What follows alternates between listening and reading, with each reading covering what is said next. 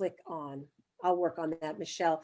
You want to kick us off and say here where we're doing, what we're doing? I get this on. Absolutely. Well, first of all, welcome everybody. We're so excited to have you for our 12th Webinar Wednesday. Yay. Super excited about that on Cinco de Mayo, no less. So lots of exciting things. We're very, very excited to have 3 additional guests today. We have Dr. Paula Love, the funding doctor. We have Renee Boyce and Joyce Dukes with us from Philadelphia, and we're all going to kind of talk a little bit about funding and evidence-based summer programs. And we have a great presentation for you today. I am going to be kind of behind the scenes, answering all of your chats and your questions. So please feel free to, if you have any questions, type them into the chat. I'll be here, or the Q&A, whichever tickles your fancy. Sometimes people want to chat. Sometimes people want to throw it in the Q&A, whatever you all like. And so we'll be kind of behind the scenes, and I guess I'll hand it over to you guys. I'm going to go ahead and turn off my video and my microphone, but I will be here. All right. Okay? So Michelle's going to be on the chat behind the scenes, and ladies are also going to be behind the scenes until we call them back on up. So they're going to go on off to all their spots. And I'm just going to get us started here on a couple of things before we move forward. Number one, I will just say thank you in advance for filling out our short survey at the end of the webinar. I always want to kind of get that out. It should pop up for you on the screen. We really look at those surveys and we really appreciate your input for us. So thank you for that. And the second thing is that Michelle had reminded me to put the closed captioning on. Not just because I talk at New York speeds, but because we want to be as accessible as possible for all people. And it's Google captions, right, on the Google slides. They're not perfect. They're pretty darn close. And so we hope that that helps. We've done it a number of different ways, but it really does help a great deal as we're going on through with things. So I am going to just get us started. By the way, Michelle is our sales and marketing manager, and you see her contact information there on the screen. You might want to take a quick screenshot of that. I will put it up again at the end, but if you've got any questions for her, she's also on the chat, so she can also give you her contact information there. And I wanted to mention, if you saw our little formula for success, it's funding plus summer equals success, right? So that's what we're hoping for. I think this is a real unique point in history. I've never seen the federal government put so much money into education, with underscoring the fact that summer and after school is at such a high priority to help in our overall recovery. I think it's awesome. And so that's what we're going to be learning a lot about. I do want to give you a little frame of reference, because a lot of folks don't necessarily know who Education Associates is. And if you see this screen here, I always say this is what the desktop of a transition specialist looks like. It's like everything, right? Do you do that? Yes, we do that. Do you do that? Yes, we do that. And I've never seen, transition specialists, their first word is yes. Yes, we can do that. I can help a kid do that. I can do life skills. I can do career skills. They do it all. So my hat's off to all of you. We at Education Associates have been doing this for quite a while, but we know that one size does not fit all. And so we really try and make sure that both for your students and your learners at all ages and functional levels, that we have various ways to accommodate them, and also for your teachers, so that we can help accommodate different teaching styles and expertise and needs. That's always been very important to us. Education Associates has been around for 40 years. It'll be 41 in July, but we don't turn that clock over until you get there, right? Because that's just kind of the way I always do birthdays as well. Just saying. So I think we've really stood this test of time because of our focus on hands-on. Over the years, the curriculum has changed. It didn't start out looking like what it is now, but it has changed. Hands-on, evidence-based practice, lots of ways to collect data that are easy, and just-in-time data collection, lots of really brilliant ways to embed universal design for learning into all of the curriculum, a way to integrate both academics, career and technical, career exploration, to help students where they're at, to help teachers with an easier implementation. It's really been because of so many educators who've helped us get here that we're able to do this. And because we've been around for 40 years, we've had a lot of people who have approved and validated us, including the Department of Education, National Dropout Prevention. You can see a variety of others here, American School Counselors. Our most recent one that we're so proud of is the case endorsements down here on this lower right. That's the Council of Administrators of Special Ed. And their endorsement carries great weight. It really does. It is about meeting their rubrics and exceeding expectations, taking a look at the research that was behind our design and does it play out in the field with schools. And they really look at us very closely. So we all at Education Associates take it as a point of pride that we were able to score high on their rubrics. I think we got, 100% on it, honestly. I'm guessing there, but we were really excited about that. And so we do feel that that helps you make good decisions. I am not going to do a product pitch for you. These are our two product lines. There is Project Discovery, which is our flagship product, and it really covers everything from career awareness, career exploration, to job skills training, with all sorts of differentiation and adaptations for different types of population, well over 100 different career choices that we cover for elementary age students and mostly teenage and young adults up to age 22 or beyond. And Achieve Life Skills is the other half. These are those soft skills. So if you're interested in learning more about them, at the end of the presentation, I'm going to share with you how you could get a personal tour and see what that looks like. This is all we're going to say about it because we want to get right into the good and fun stuff right now, but there's plenty of information up on our website about getting a personal tour, and there's plenty of information that you can pull down, and I'll show you some of that at the end. At this point, though, I get the great pleasure of introducing Paula Love. And Dr. Love, the Love funding doctor, and I have known each other, shall we just say for a couple of decades, Paula, and leave it at that so we don't quite age ourselves or pull that on now.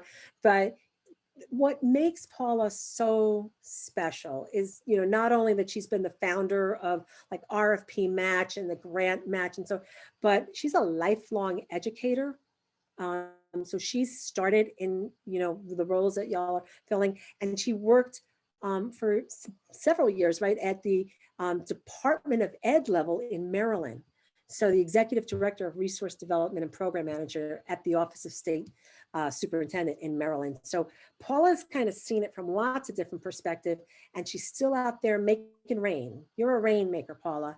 So I'm going to turn it over to you and ask you to help us understand what all of this funding is that's out there. And if you need me, I'm here, but I'm going to do this and click away for a moment and leave you in Paula's hands. Okay, thank you, Joyce. And thank you for that wonderful introduction.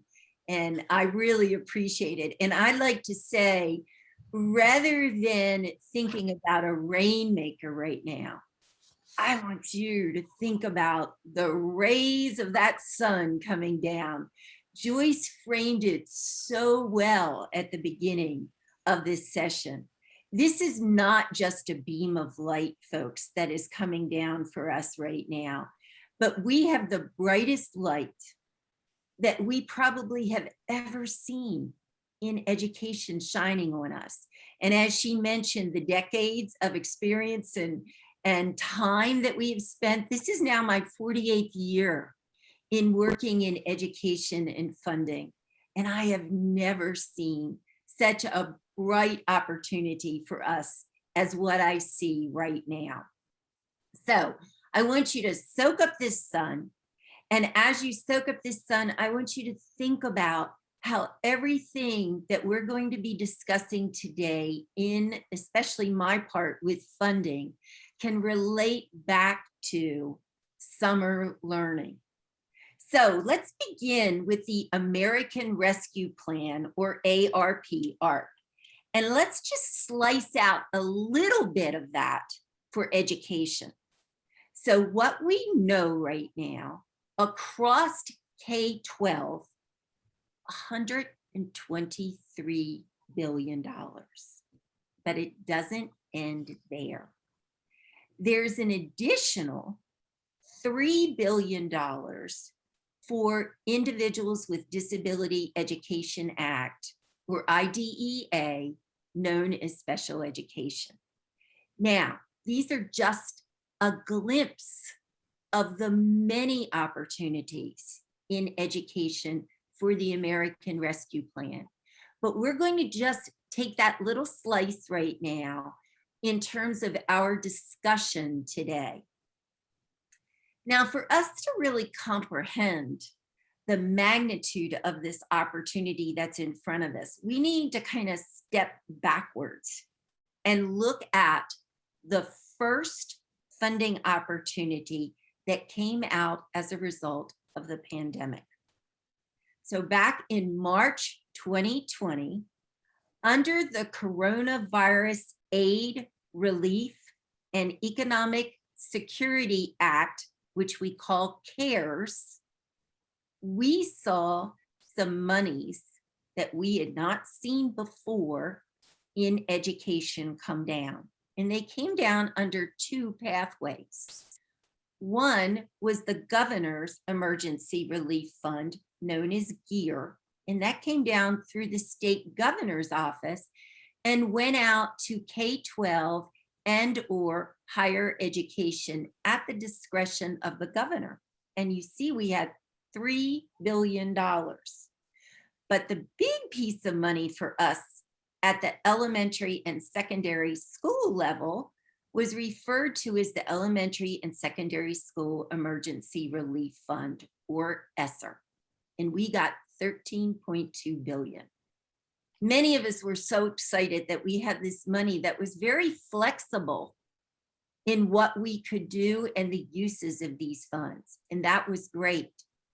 But then December 2020, we got another piece of money known as the Coronavirus Response and Relief Supplemental Appropriations Act, or CRRSA.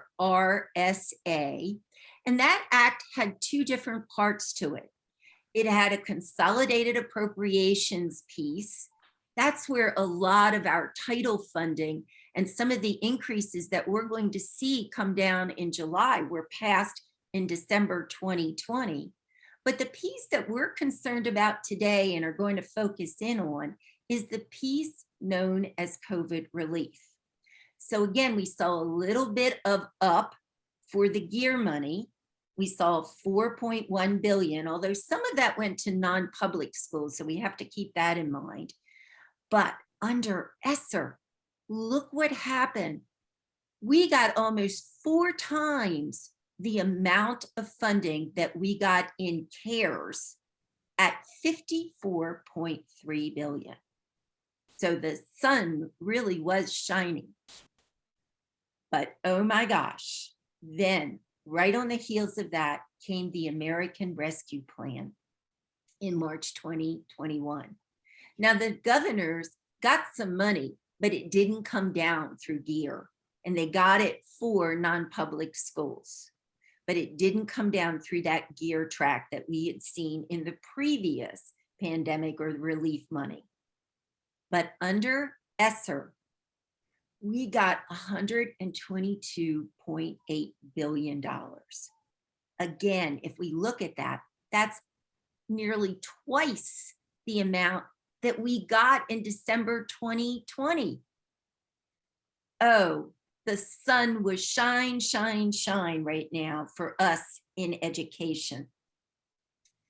But those numbers seem really big. And when we think about in education and ourselves out there, we think about how it impacts us every single day with our students. Let's take a look at what those numbers kind of translate to when we think about individual students, and especially those high poverty, high need students that we are serving. So this is an approximation because these monies, especially the COVID relief dollars, follow the Title I or those high need, high poverty allocations. So let's kind of take a look at what this means. So under the first thing, we got approximately $270 per pupil more in our classroom. If we take that and we add it to the two largest buckets of funding that's out there, which is Title I and special education, IDEA, we've got an additional $640 per pupil. But now let's add what we got in COVID relief. And we got a little over $1,100 per pupil. And then under ARP, again, huge opportunity, $2,600 per pupil. Now, we need to think about all of these funds, not just slice them out. So if we add and sum them all up, we've got a huge opportunity, over $4,600, depending on your district, depending on your state, and depending on your allocation, but approximately that amount additional for those students that are in the most need. What a great opportunity we have in front of us. Now let's go a little bit deeper into the ESSER funds and how those ESSER funds come out to us as local school districts. So whether it was CARES or COVID relief, those monies came down through the State Education Agency, or our SEAs. And as I mentioned to you, they came down through Title I funding. And in each of them, CARES, COVID relief, and then the American Rescue Plan, approximately 90% of those dollars that the state received had to go to local school districts. Now, for the ARP, some different things kind of happen with those dollars that didn't happen in CARES and COVID relief. Under ARP, there were some designated state set-asides for that money.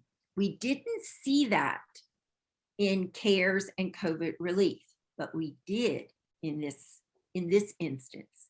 And why this is so important is it relates directly to what we're going to be talking about with summer learning. Because if you see there's some money set aside for learning loss, we see evidence-based summer enrichment and evidence-based comprehensive after-school programs. Now, for the local school districts, when we receive the money that comes down for the states under ARP, we have to also consider a 20% set aside for us at local school district levels for learning loss. And it takes in that summer enrichment and comprehensive after-school programs as well. So I also want to draw your attention to something that just was released, and it's down there on the little URL down on the bottom. And that was the Federal Register announcements. The Federal Register kind of guides us in a lot of this funding.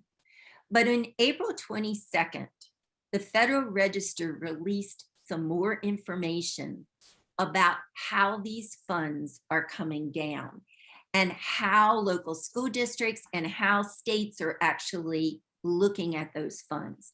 And people can comment on what is said in those federal registers for how those funds are coming down. From April 22nd until May 24th, there's an opportunity that you can go in and even comment and look at those regulations or those requirements. And they are the final requirements for the use of the funds, which goes back to what we've just been talking about, these state set-asides as well as the 20%.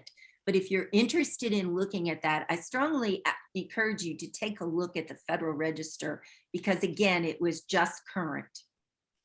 Now, although there's these set-asides in money, there's also something very important that goes back to the beginning of the CARES dollars, carried over in COVID relief and carried over in the ARP Funding Act. So what we need to ground ourselves is, what are those allowable uses for these dollars?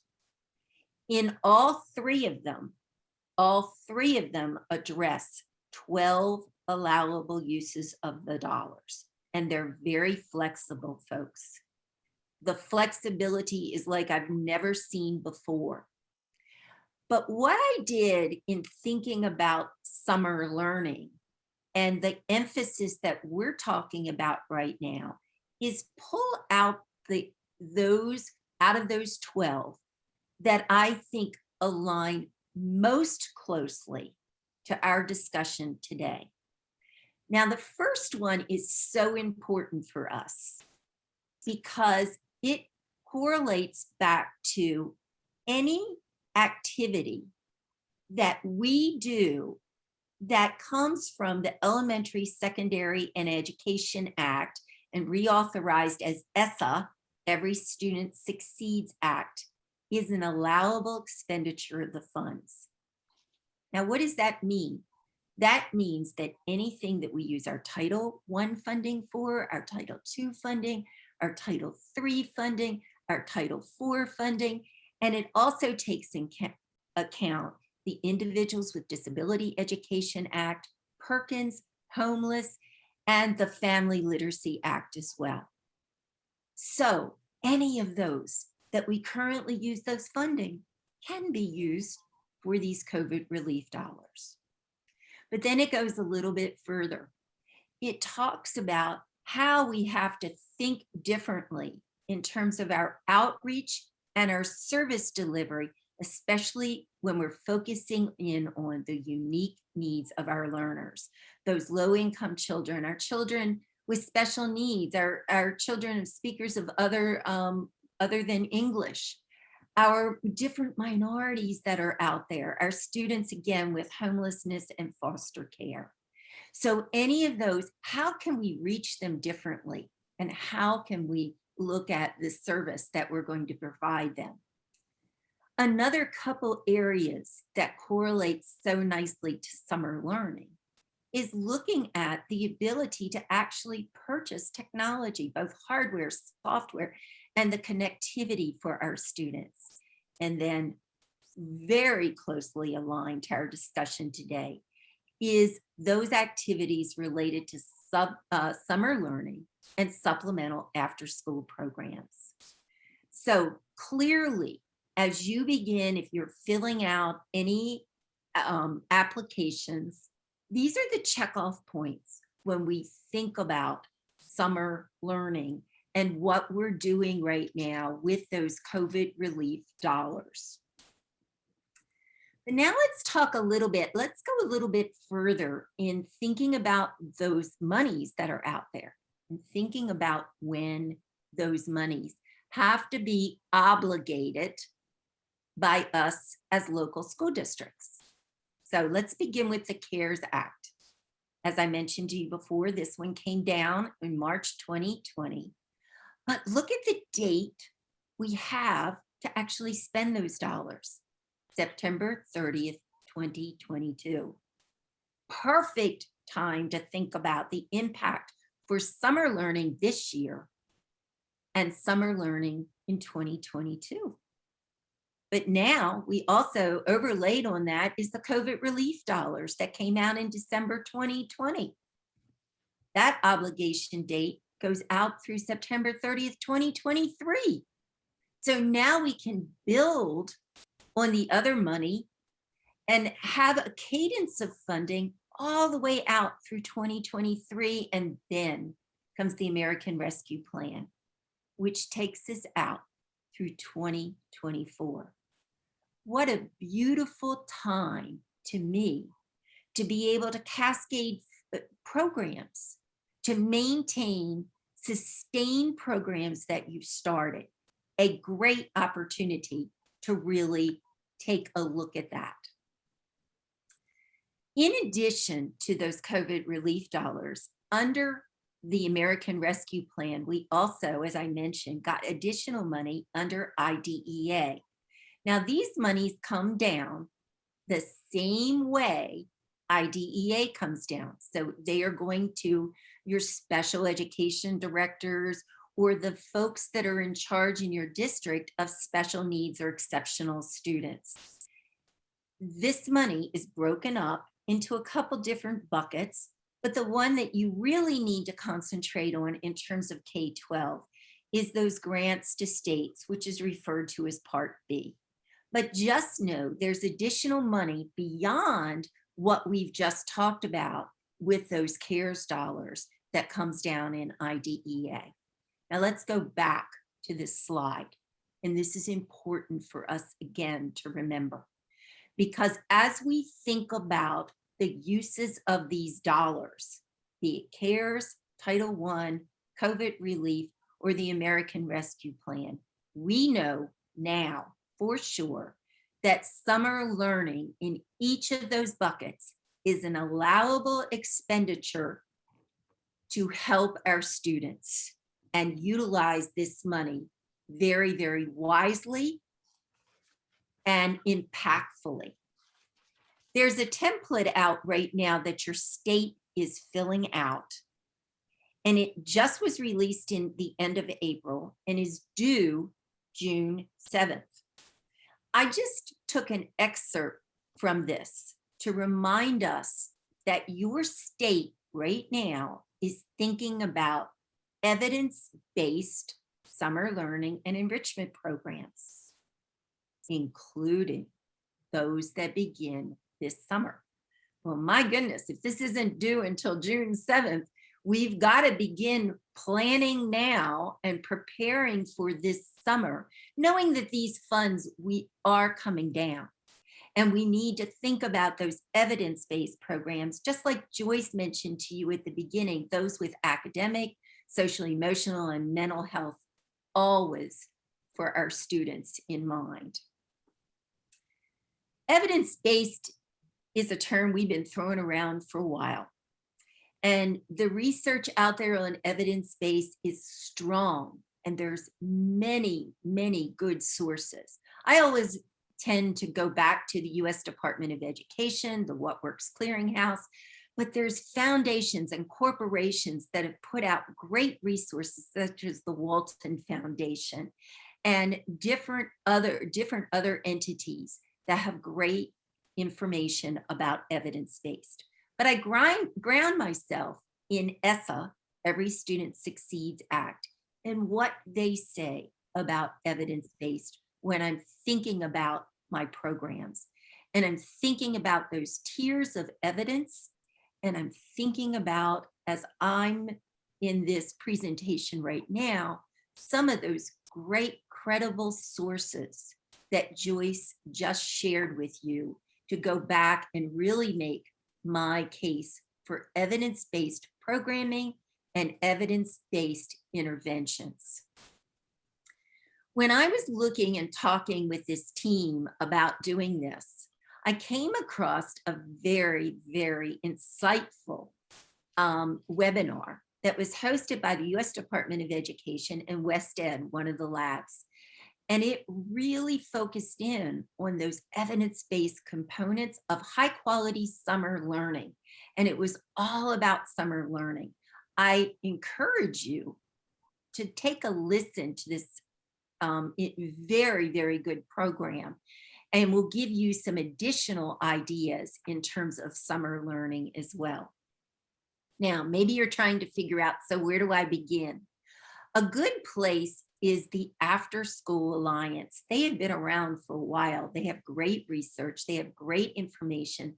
But one of the things I really like that they have is a clearinghouse of information that's happening within your state.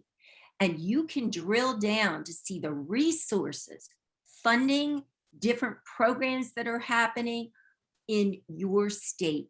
So it's a great place to begin your investigation for summer learning.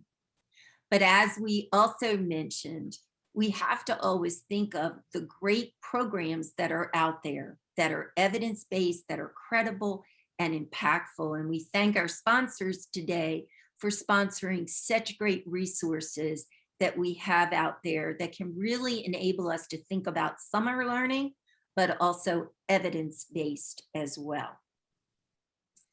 So with that, Joyce, I think we are ready to really get into the heart and the meaning of those summer programs.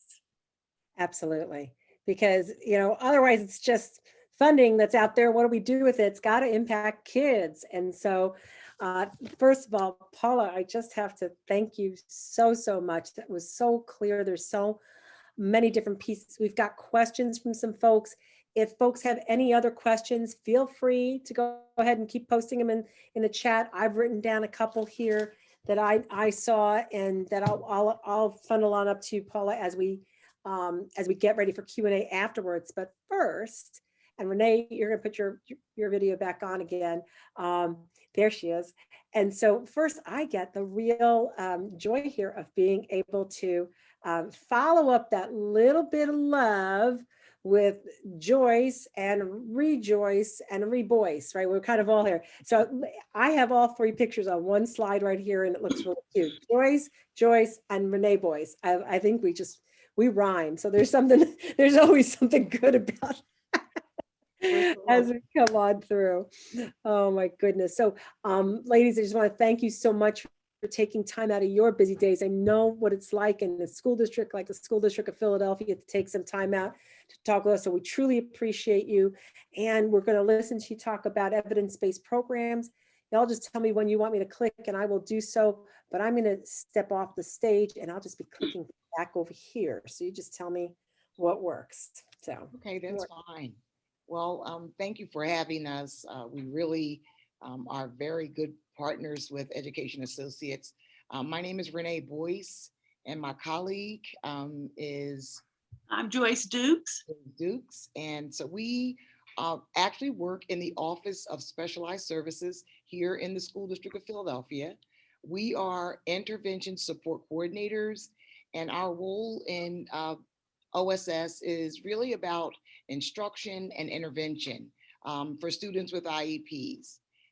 Everything that we do must be embedded in research and evidence. And so everyone knows that occasionally litigation occurs in our life with students with disabilities. But so we just have to we always are embedded in research. You can go to the next slide. good deal. All righty. All right, you should be able to see that now. Joyce, do you see it?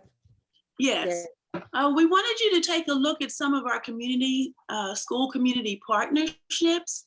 We found that having community partners enables our students and our teachers to take what they're learning and what they're being taught in the project discovery kits and to generalize it, to broaden it to larger programs created with our community partners.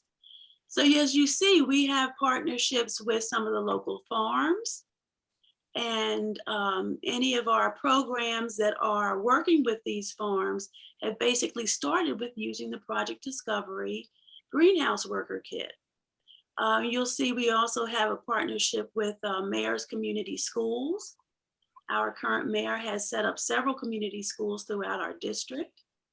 And where there's space, where there's land, we've been able to create community gardens. And we're also going to talk a little bit about one of our high schools that has a project with the local SPCA. And again, that came out of working with the Project Discovery Animal Care Kit as well. Next slide. Mm-hmm. There we go.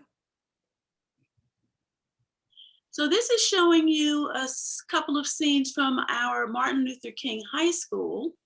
which was profiled in a local magazine for their activities.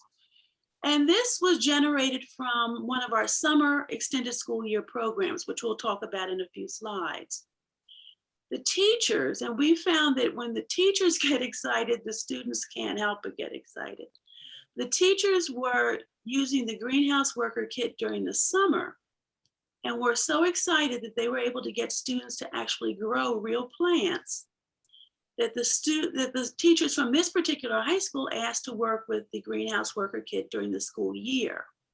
Now, luckily for them, they had space, they had land where they could actually make flower beds and vegetable garden beds. In addition, they had an actual greenhouse on their campus. It had been built into the original building. It had fallen into disuse, but now the teachers reactivated that. And what you see here are students actually planting, digging, planting, and growing real corn and other vegetables. Now, what happened is they worked along with their farming partner, and which that it ended up attracting the attention of a local food co-op. And the food co-op was interested in having a partnership where our students could grow herbs. And then the local food co-op could sell those herbs in their local market as well.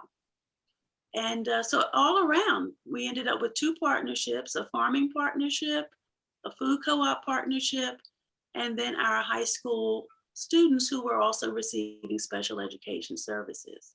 So again, students are able to learn from the kit in the classroom. They're able to use hands-on application of what they're learning in the classroom. And then finally, they're able to broaden it to these larger activities where they can learn to generalize their skills, which is so critical for employment. Next slide. We also I had the opportunity to work with the Edison High School, which is another high school involving the Project Discovery Animal Care Kit. I was working with a student that was placed in a private school due to his severity and his disability. And we still are responsible for the student as an LEA, and we had to oversee the student's educational placement. The student needed a transition program, and we used Project Discovery for that transition program. It turns out that the student, as the LEA, we had to connect with the student, and we connected the kit with the student. So the student got a chance to really delve into his interest, which was animals. He happened to live near the SPCA where they were doing an animal project. And this particular story turned out really wonderful because they had a volunteer project there. He went to the SPCA to volunteer, and then he actually loved it so very much that the kit itself, of course, prepares him for the role and responsibilities in animal care, but it also prepared him, he didn't know, it was preparing him actually for employment because the president of the company happened to see him all the time there. He volunteered way past the number of volunteer hours needed. And the president said, "Who is this guy? He's always here when I come." And they actually gave him employment. So we really need to understand the depth of the kits to the point where it can guide them and we can prepare them, and then we can continue to prepare them as they're in the roles of employment. That just happened to work out that way, but that the kit is set up so that it will enable students to feel comfortable in a job that they have a passion for. And the fact that they have so many titles for the kids, this particular student, they gave him a job there. So he lived nearby, he worked nearby, and it was really a wonderful opportunity to make use of the kit. You can go to the next slide. So again, as we said, our use of Project Discovery really was generated from our extended school year program, and teachers getting excited about this summer program and then wanting to carry it into the school year. Now, the Project Discovery kits are quite lengthy. You get at least a semester's worth of curriculum. But for the summer, we take it and we pare it down to the 18 days that we have available in our summer program. So again, that generates a lot of excitement amongst the teachers. They end up thinking about, well, how can I extend this? I see there's a lot more here that I can use. I need to take it during the school year as well. So that's where a lot of the requests were generated. And I think you would agree, Renee, that a lot of what we ended up doing with Project Discovery was coming out of our summer program. Absolutely. And the fact that the Education Associates was able to create our 18-day for us, we had to have a pre-test, we did the post-test. So it was really a short amount of time, shorter than normal, but they were able to still make it very meaningful for the students. And what ended up happening was that they also have a community connection in the kit. So our teachers were able to do community-based instruction with the kit, and they could actually take the students out into the community during the summer. And so that in itself, just the program itself just lends itself to be able to be generalized so that they could take those skills and go out into the community. Now we had a couple of, very, very anxious teachers because they would know that the kits were coming and we would get first of all, some teachers wanted us to give it during the year. So we did have to really give some of the kits out during the year. And then, we kept most of them to replenish them. So we had students replenishing the kit as an opportunity for continued learning. But we had some teachers that we had to really, Joyce will tell you about a health and nutrition person who happened to have a skill for health and nutrition. And you could tell us. We had one of our extended school year summer teachers who got wind of the fact that other schools had been given a health and nutrition kit. And as you can see in our slide, you see the little graphic at the top that shows you how we distributed the kits. And he said, well, I have to have a health and nutrition kit. I just have to because I'm a personal trainer in my life outside of the school district. And we said, we're glad that you're excited. How about looking at this kit, this child care kit or the caregiver kit? He said, no, I have to have the health and nutrition. And we said, well, we gave out our last one. It's all the way across the city. Our West Philadelphia school has one, but again, we just, gave out our last one. He said, tell them I'm coming. I'm going to exchange the kit that we have here.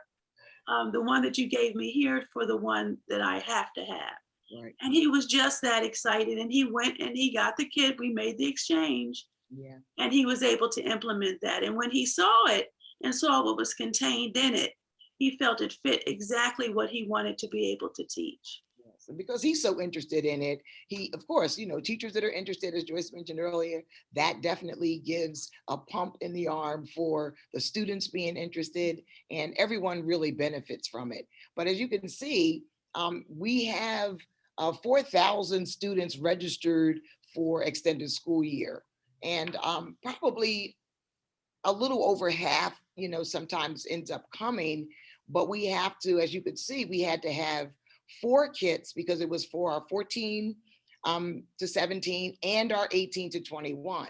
And math and reading is interwoven within all of the kits. So it was really a wonderful opportunity for them to delve into the kit, still continued their learning, and everyone was very, very excited with it. So we have nothing but rave reviews for the kits.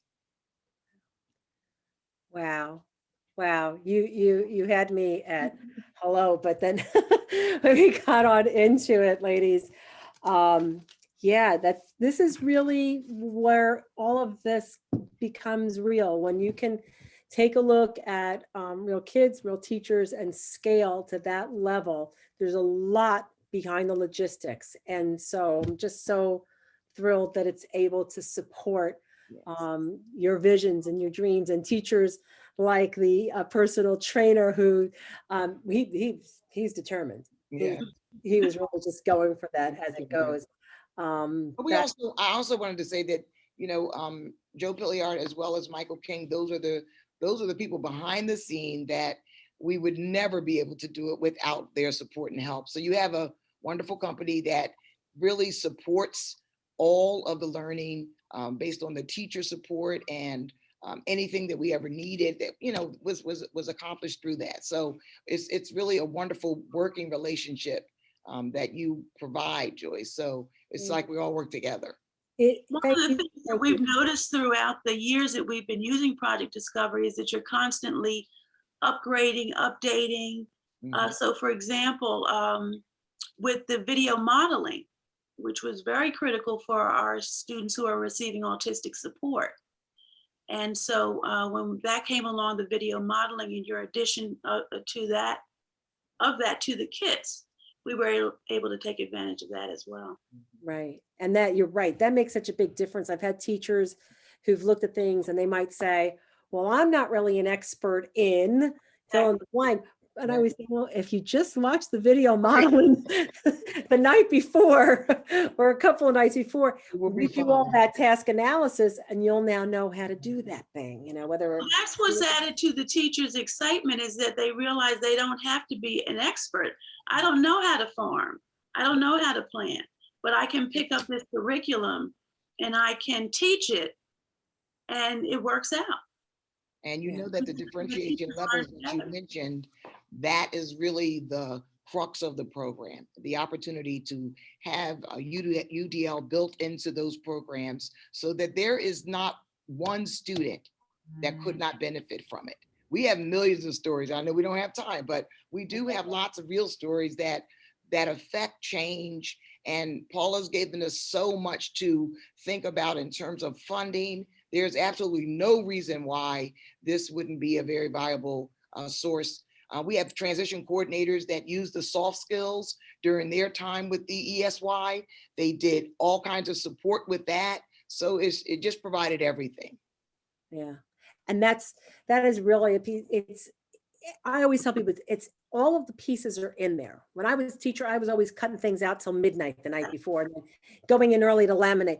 All of those things are in there. You don't have to be kind of dreaming it up, but you can still use your own expertise and your individual circumstance to make it fit and to make it work for you and your students. I mean, just the whole community connection piece that you were talking about before as well. Yeah. And, you know, doing those community gardens and working with the local food co-op. That is a piece that I haven't heard added on in. That's a unique thing. I've seen a lot of people doing, especially like I've got a friend in the Bronx, Stephen Ritz. Give a shout out to Stephen. He's known as the Green Bronx Machine because he's introduced both hydroponic gardens and vertical gardening inside of school buildings to help teach students about not only about gardening and farming, but about health and nutrition. Because we have we call them environmental deserts, right? So that in some inner city areas, like in the Bronx where Steve's at, that there isn't a Whole Foods or, other types of options for people. They've got a lot of fast foods and things that are not great. So he's introduced this and gotten families and kids so excited about it. But when you brought in the local food co-op, that's a differentiator because now you actually have a place where you could market and sell your herbs. Exactly. That's commerce. That's now entrepreneurship. Yeah. And the young man at the SPCA, Renee, Yeah. he was there so much, he got a job. High five. Absolutely high Over five. volunteered. So He over volunteered. That's a good one. Paula, are you there? We asked Paula. I am. I'm coming Some in. of the questions about the pieces for the summer school, we just kind of hit there in terms of those community pieces, the local food co-op, things like that. I think if there's any other secrets about how do you get contact with those local community leaders, Joyce or Renee, have you had any other secrets? I love the food co-op thing. Was there any other things that you've uncovered in your? You really need to go into your community. It's all about the community that the students live in. And that's the best way to find out what's needed. Talk to parents, talk to, store owners. We actually really the replenishing before COVID hit, we were on the move for replenishing the kit and giving kids an opportunity to maybe do something similar to an Amazon, maybe not that great of a scale, but it improved their skills. And then the teachers during the year could have the kit replenished. So there's just so many opportunities, but starting with the students themselves and where they live and what the needs are, as Paula said, there's just a great need. You don't really have to look far. It's right there. And we also worked with our transition coordinators, Yes. who often had the connections, but they didn't necessarily have the curriculum. Yes. So we were able to pair our transition coordinators with the Project Discovery curriculum, Nice. and bring that together with the classroom teacher, and get a lot of synergy going there.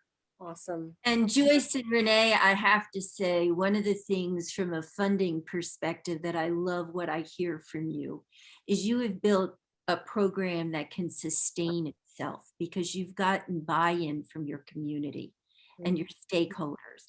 And when that happens, a lot of times, what we also see is we might have planted some seed money by grants or some of these COVID relief, but those programs can maintain and thrive because We got a lot of buy-in from parents. right. Parents, we had a group of parents who were potentially contentious, and rightfully so. They felt that they wanted to see more in terms of what curriculum their students were going to be receiving around transition. And as Renee was saying, we set up a transition center. We were able to get some local funding, and we had the parents come in, and we had all of the kits on display. And with the students, standing by their kids, and there were pictures of them working with the kids, and the parents were just ecstatic because it was hands-on materials that they could see. And one parent who had a summer home said that the food service was used to give her child the introduced, as we mentioned with the SBCA, introduce the skills, and then they have a summer home. And so he was able to gain employment at a restaurant at the shore. So you just realize that you'd never realize it until you put yourself out there or parents come to you. And it's really just a hand-in-hand working together. Right, absolutely. We had one question in the queue here from a Christine. Paula, it's really to you. It says, will nonprofits who are not technically schools, Right. Are they eligible for some of these ARP funds or any of the other pandemic relief funds, specifically a high school, post-high school? Post-high school. Yeah, Yes. transitional program. Yes, there are some monies that came down under that COVID relief and then were continued under the ARP program, and it was called Emergency Assistance for Non-Public Schools. And we call it EAMS, the money. And as I mentioned to you, it first came down through the governor's office, through the GEAR money under COVID relief. But then in ARP, it just came down directly to the governors. It didn't go through GEAR. But this money, even though it came to the governors, and this is very important for your list, for the person asking the question, the way you get access to that money is through your state education agency. So you need to go back to your SEA. What we're seeing right now, and we're tracking a lot of these dollars that are out there in EAMS, we are starting to see in that round 2 funding, that COVID relief, applications just now coming down from many of the states to non-public schools. Now, there are some qualifiers for you, of course, with all of the dollars. There are some qualifiers if you're non-public actually can access these dollars. And what that is that you, again, have to have a significant percentage of low-income students. So all of these dollars, folks, correlate back to the needs of the low income, the students in most need right now. So again, I encourage you, go in, talk with your state education agency. All of them are required to administer this money, and it's referred to as EAP. NS emergency assistance to non-public schools. All right, awesome. And as an FYI to folks and ladies, please stay right where you are, because I want to thank you when we get done, but I shall show some additional resources people have. So the Steve Jobs line, but wait, there's more. On our website at educationassociates.com/funding there, and there's also a big button at the top. It doesn't say remote learning anymore. It says funding sources. There's a white paper, a document that we have there that will also walk you through not just the ARP funds, but all the other buckets of funding that are applicable. And I think one of the things that's interesting about this ARP funding is that it's this huge amount of money that's one time. And the nice part about all of these kits that, you saw the folks in Philadelphia talking about, hitting community needs, passion, and helping kids find jobs. Those are all one-time purchases. So just saying, I always tell people when it comes to funding, be the squeaky wheel, because there are people, whether we're at a non-public or a pub, there are people who are seeing these funds flow in, and they're, part of the administration, and they're going to be making decisions about where those monies go, and they're going to do their very best. But if they have a squeaky wheel, kind of knocking on their door, dropping an email in, or saying, we could build a library that'll last us for the next 10 or 15 years and prepare kids for all sorts of jobs. Yes. Right? If they could so you would, you get somebody's attention. Right about now is the time to get people's attention. So I advise you to come on, check this out here on our website at educationassociates.com/funding. There's also some additional things we have out there.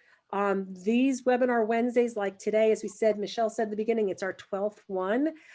We started them last year. We've got all of them recorded, and this one will also be recorded and posted up on the website here under educationassociates.com resources/webinar Wednesdays. So you can watch any of them. You can share it with people. So if there's somebody who should have been sitting in your seat today listening to this, you just point them to that site and they can go ahead and check that out as well. In addition, we've got on just about every page of the website a spot like this red box here at the side here that you could sign up for one of our newsletters. They're not sales pitch kind of newsletters. They're kind of like the summary of today's webinar or other points that we've learned from people and other things. This one is showcasing Cheryl Hubbard George from Florence District 5 in South Carolina, who's an administrator and talked with us in November. When I took the screenshot, she talked to us in November about how to work with gen ed, with the general ed side of the house and all their vocational ed, career and technical education. Our materials are not just for special ed, it can go across the board. We work with gen ed, we work with adjudicated youth and juvenile justice systems, with community partner, community colleges. So there's a lot of different folks, and we just try and share it. We have other types of things that are on there you can download for free, like our preview packet. And as I promised you in the very beginning, you can come on up and look under resources for Zoom, and you can get a personal Zoom where we will answer your questions about your school, your district, and go into each of the kits and tell you what's in there so that you can be the squeaky wheel and let everybody know. So hopefully you saw funding plus summer. And I want to pour in a little dash of some passion all over that, because that's what I got out of it. Really, the hair is standing up on the back of my neck. That's what's going to equal success. Every student finding their own personal definition to success is all we ever want. So I want to thank you all so much. Joyce, and I'll be your rejoice. You'll be my Joyce, I'll be your rejoice. And then we got Renee, Boyce. Thank you both so much from Philadelphia. We really appreciate that. And Paula, as always, I always learn something every time you bless us with your presence. So appreciate all of you and everybody who came to spend time with us here today.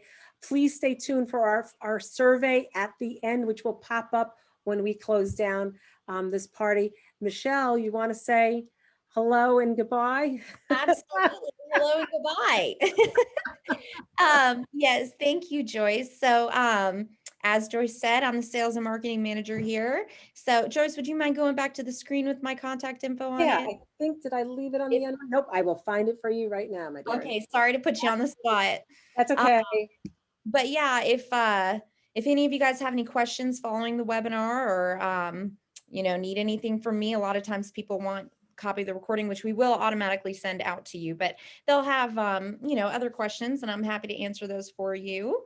So feel free to reach out if you need anything. And again, thank you for coming, especially to those of you who are our regulars. We love having you, and we hope to see you all next month.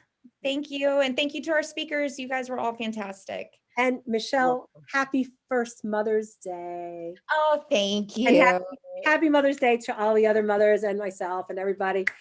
We appreciate all of you all, but I know it's her first one. Her baby's only a few months old. So how to do that. Talk about putting you on the spot. No, that's fantastic. Thank you. Okay, thank